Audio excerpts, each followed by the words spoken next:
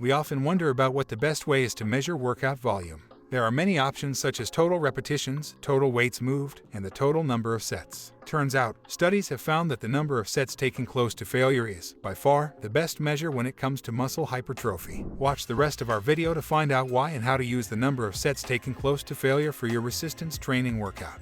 Hi, I am Michael, the founder of Strongineering, the place athletes get to optimize their workout every inch while balancing everything else in their life. So if you are looking for tools in a community that will help you organize and take advantage of all the overwhelming fitness information across the web, you are in the right place. Keep watching. To provide the right context, our discussion on workout volume would be centered around resistance training or workout in a gym.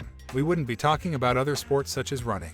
And we will discuss how we should measure workout volume for muscle hypertrophy. Muscle hypertrophy refers to an increase in muscle size and mass. If you have been working out, you probably came across the three major or common ways to estimate workout volume. First, it is using the total repetition completed in a workout. Second, it is using the total weight or sometimes total tonnage moved in a workout. Third, it is using the total number of sets completed in a workout.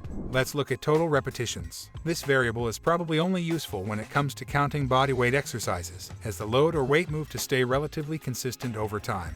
Even when our body weights change, it indicates our improved performance rather accurately. However, using total repetitions is really hard to use as we often use different weights of dumbbells or barbells in the gym to adjust the intensity and push ourselves. Next, we will evaluate using the total weight or tonnage moved in the workout. Total weight is simply the total number of sets times, and the number of repetitions performed, multiplied by weights used in the exercise. It is a rather common way to track our workouts. I mean, it is probably the most intuitive way to track your progress over time. And we should some merit to using total weight because some science did find that total weight, or, in more technical terms, volume load has a co-relationship with muscle hypertrophy. In one 2014 study, 17 young men were split into the strength training group and the hypertrophy training group where they trained with equal total weighted moves in the entire exercise session. The strength training group performed 7 sets of 3 repetition maximum with a 3-minute rest interval. The other hypertrophy training group performed 3 sets of 10 repetition maximum with 90 seconds rest interval. The results showed that there were no significant differences noted in bicep muscle thickness when 2 groups trained with equal volume load.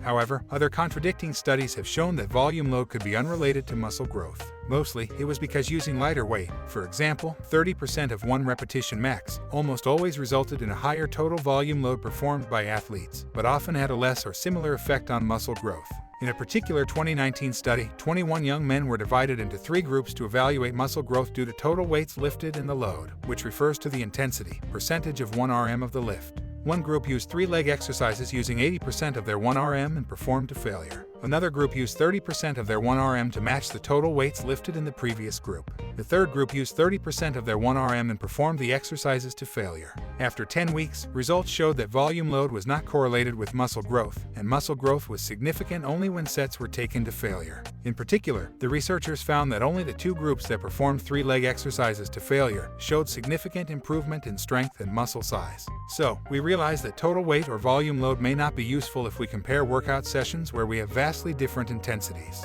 For example, we should not be using total weight move to compare workout volume when we are bulking up and using a moderately heavy weight with more repetitions, to the training phase when we are training to increase muscle strength by using a heavier weight with lower repetitions. With that insight in mind, let's evaluate using the number of sets performed in a workout, specifically the number of sets performed to volitional failure. Here, volitional failure means that the athlete cannot complete another repetition with a proper form or some sort of technical compromise. You could think of a situation where you are squatting and your back keeps rounding too much or part of your leg muscles just gives out.